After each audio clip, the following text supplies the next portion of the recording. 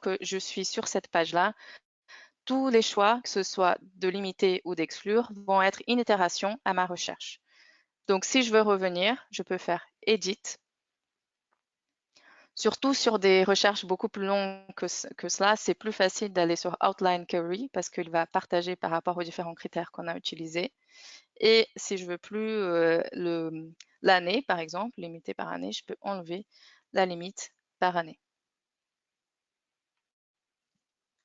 Et après, on sait cette recherche.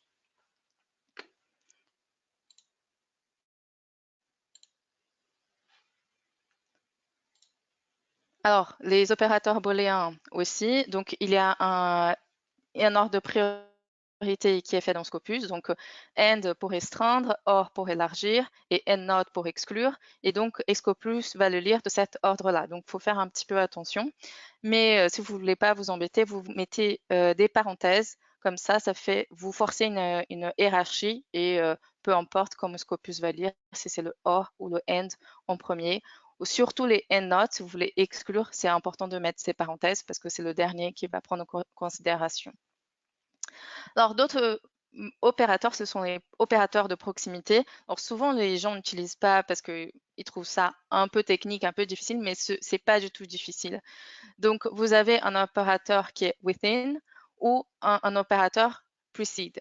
Et là, par exemple, je vais faire une recherche sur Zika virus. Si je mets les guillemets, je vais chercher que les doubles guillemets, je vais chercher que les expressions exactes Zika virus. Et quand je mets le within, donc je mets W/ et le nombre de mots, donc il y a quand même une correspondance entre ces deux termes et je vais établir le nombre de mots qui peut être dans les maximum que ces deux termes peuvent être séparés. Donc par exemple ici, ils peuvent être séparés de 2 mots maximum. Donc si je veux une corrélation proche, je vais aller jusqu'à 5 mots par exemple.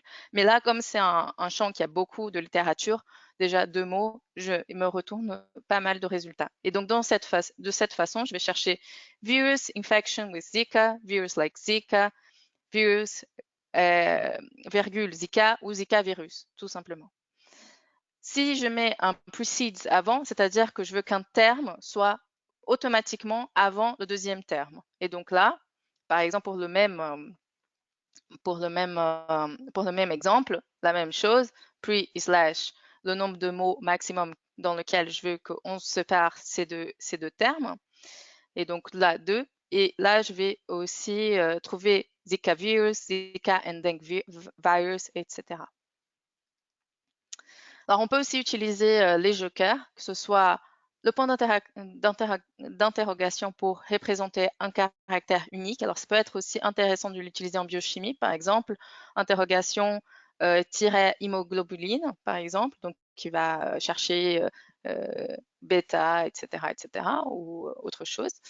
Mais ce sera que pour un caractère unique et il doit automatiquement avoir un caractère. Ce ne sera pas égal à 0.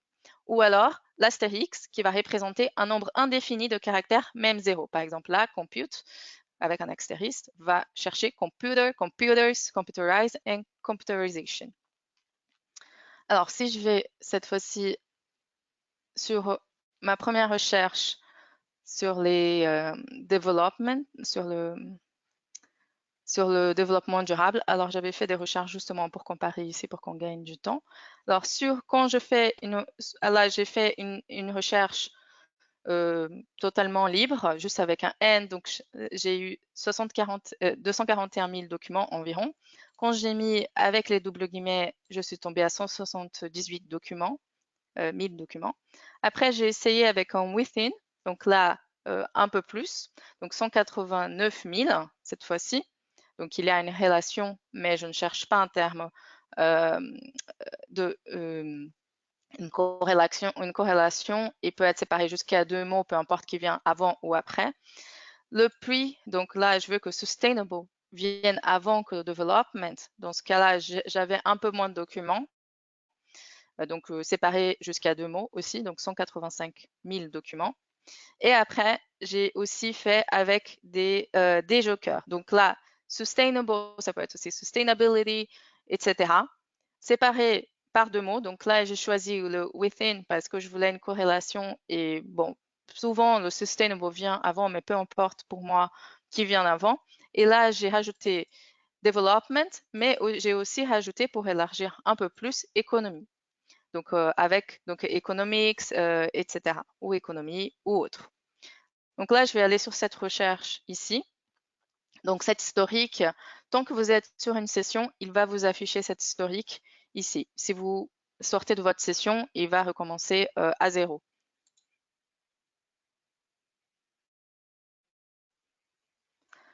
Donc cette fois-ci, je peux même regarder d'une façon macro comment ce domaine publie.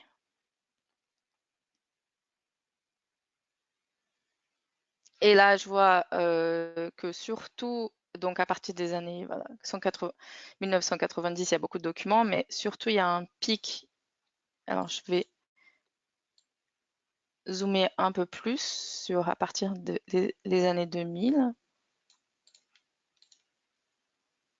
Alors, qui ça chute, c'est normal parce qu'on publie déjà, il y a même des documents en avance là qui publient déjà en 2021.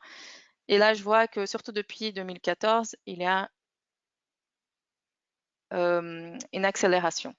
Donc, je vais revenir sur mes résultats et je vais les filtrer à partir de 2014 jusqu'à maintenant, par exemple. Je suis intéressée par en fait la science environnementale et surtout les changements climatiques. Donc, dans les keywords, j'ai changement climatique qui me donne 8000 à peu près documents. Donc, avec tous ces critères, maintenant, je vais limiter ma recherche. Et là, j'ai 2000 documents. Ici, pour avoir les documents plus pertinents, j'aurais pu, donc ça dépend ce que je cherche, date.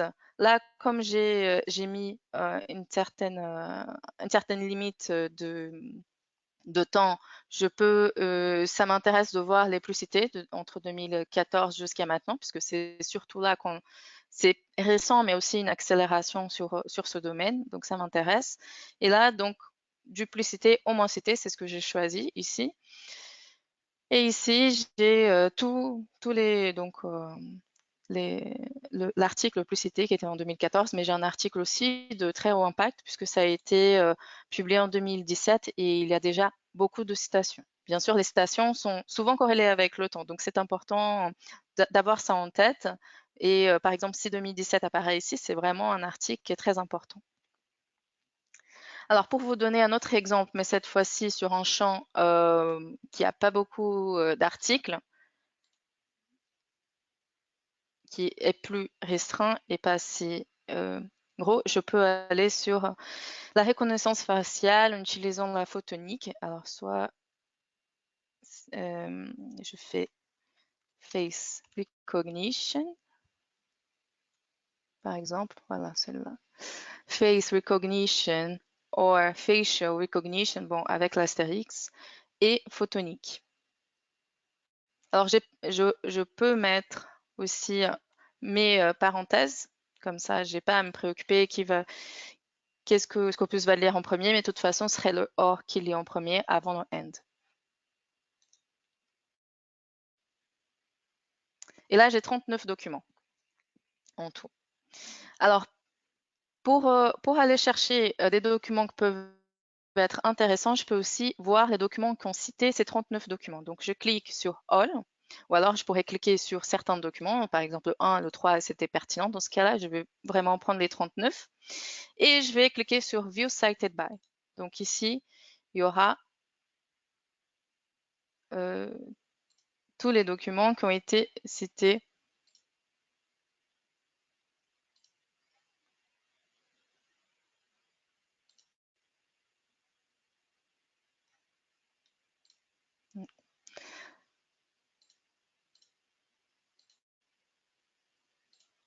On va choisir un.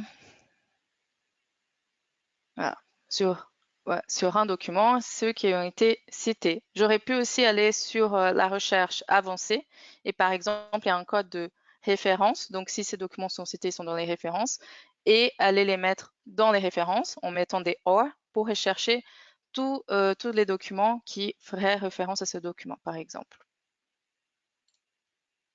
Et ça, c'est autre chose qu'on peut faire aussi, c'est aller chercher dans les références. Donc, soit on fait View Cited By, soit on va aller cliquer sur les 3 petits boutons et voir les références. Donc, ils ont des références qui sont communes, donc les références que ces articles, qui sont dans ces articles. Et ici, j'ai 386 références qui sont citées par ces 39 documents. Alors, quand vous voyez cette petite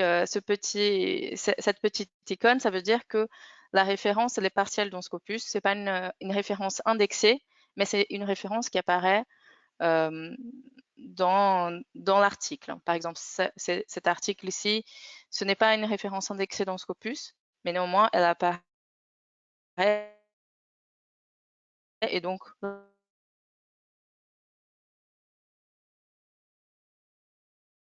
l'information est partielle. Les documents qui